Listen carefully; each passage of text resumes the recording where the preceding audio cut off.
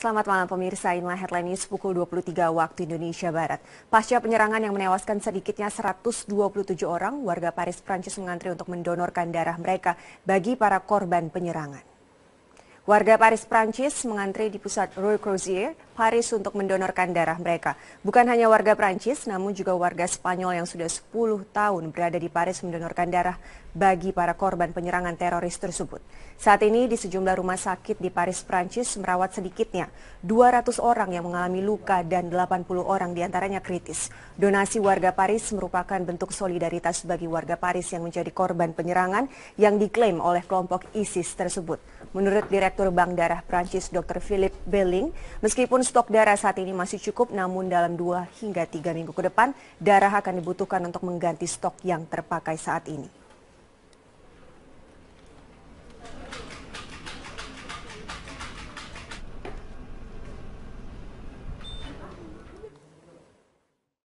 Serangan teroris yang terjadi di Paris, Prancis Jumat malam adalah serangan teroris terburuk dalam sejarah Prancis. Serangan teror terjadi berupa penembakan dan bom bunuh diri terjadi di 6 lokasi berbeda. Lebih dari 150 orang tewas dan 200 lainnya terluka dalam tragedi ini.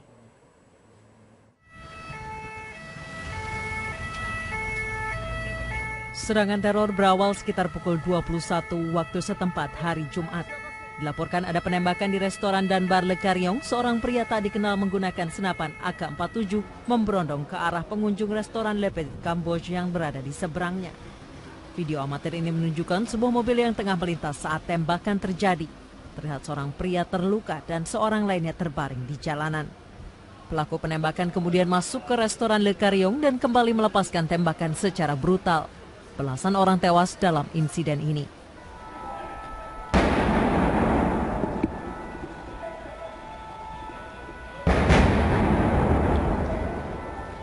Sekitar pukul 21.57 serangan paling fatal terjadi di gedung konser Bataclan di distrik 11 Paris.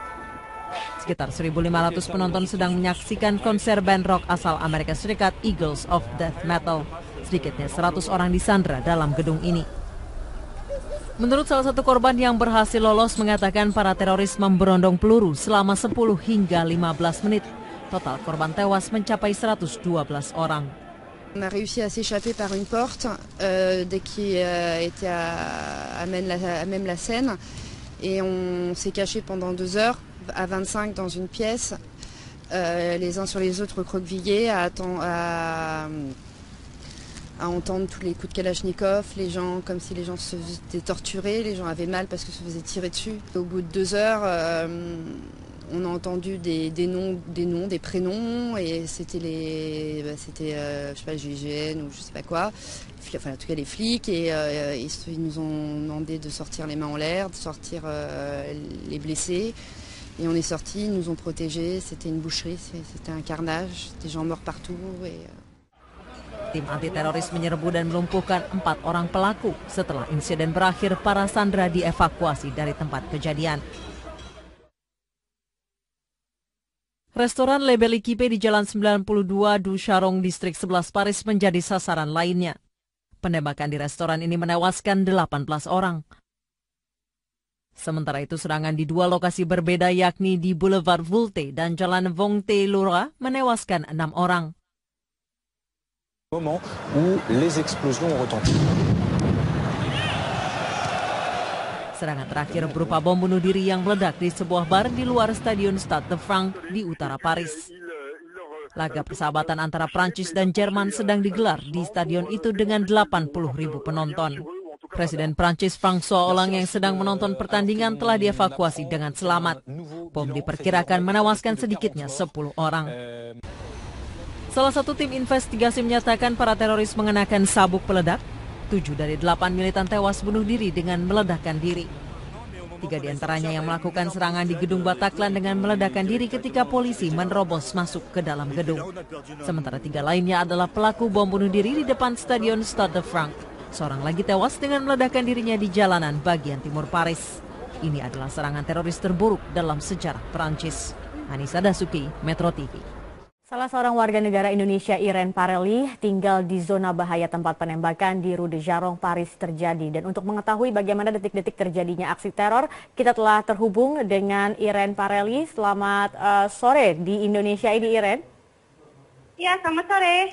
Iya, Irene, Anda tinggal di Rue de Jarong, ini merupakan salah satu juga lokasi penembakan bar di sana yang tidak jauh. Seberapa jauh sebenarnya lokasi tempat Anda tinggal dengan lokasi penembakan ini? Sekitar 200-300 meter karena di belakang saya ini adalah tempat kejadian dan ini hanya 2 menit dari rumah saya tepatnya. Oke, baik. Sekarang bisakah Anda gambarkan situasinya saat ini seperti apa setelah tragedi penembakan kemarin? Untuk saat ini setelah saya keluar pagi hari ini semuanya berjalan secara normal. Memang agak banyak orang yang datang ke daerah sini untuk mungkin melihat tempat kejadian, tapi semua toko-toko di daerah saya tetap buka dan kendaraan umum semua tetap jalan seperti biasa. Bagaimana dengan penjagaan di sana? Halo? Ya, Irene, bagaimana dengan penjagaan di sana? Apakah Anda melihat ada penjagaan ketat yang dilakukan oleh pihak berwenang atau dari kepolisian di sana?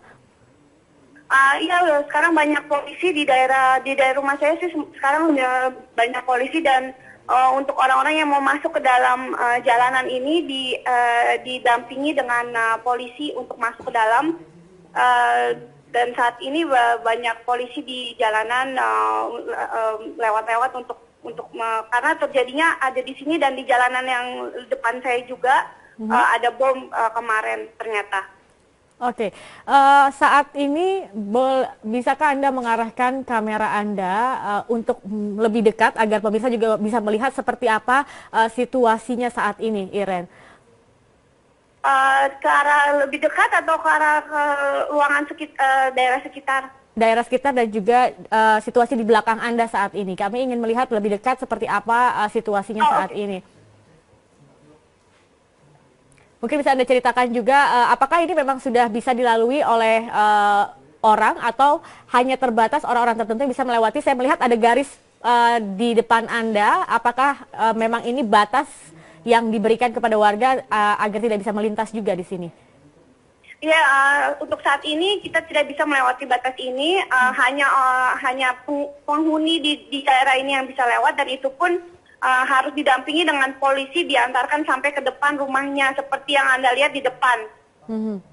Oke, tempat Anda tinggal ini sebenarnya wilayah apa saja yang terdapat di sini selain ada bar, tempat tinggal? Ini sebenarnya wilayah seperti apa, Mbak Irene? Mungkin bisa diberi gambaran kepada pemirsa juga.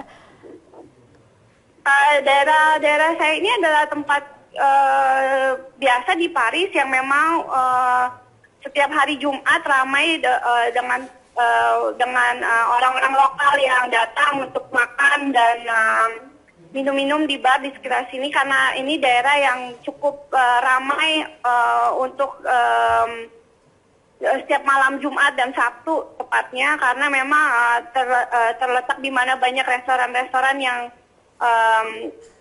lumayan trendy di sini. Oke. Kemudian memang apakah di sini juga banyak tempat tinggal imigran? Sebenarnya di Paris untuk para imigran agak bercampur. Mereka tinggal kita semua tinggal di mana aja. Tidak ada tempat khusus yang memang konsentrasi hanya untuk imigran. Jadi ya seperti tempat biasa saja di Paris, di mana semua orang hidup bersama gitu antara imigran dan orang lokal. Jadi Dan selama Anda tinggal di sana, ini pertama kalinya Anda melihat ada aksi penembakan ataupun sebelum-sebelumnya pernah terjadikah peristiwa misalnya yang terkait dengan keamanan di sana? Sebenarnya daerah rumah saya ini sangat dekat dengan kejadian Charlie Hebdo yang terjadi di bulan Januari tahun ini. Itu sekitar mungkin 1,5 atau 2 kilometer dari sini. Jadi sebenarnya selain hal itu tidak pernah ada hal-hal yang tidak aman terjadi di daerah sini sebenarnya. Oke, kemudian bagaimana dengan reaksi dari KBRI sendiri, khususnya terhadap warga negara Indonesia di sana? Apakah sudah ada imbauan tertentu yang diberikan? Sampai saat ini saya belum mendengar kabar dari KBRI, tapi dari pemerintahan Prancis sendiri dihimbaukan untuk tidak terlalu banyak melakukan aktivitas di luar dan dihimbau untuk tidak pergi ke daerah-daerah yang sangat turistik dan sentral. Oke, baik. Terima kasih Iran Parili telah bergabung bersama kami dan juga sudah menggambarkan seperti apa situasi saat ini dan bagaimana teror yang terjadi juga kemarin. Terima kasih dan kami harap juga berhati-hati. Terima kasih dan pemirsa.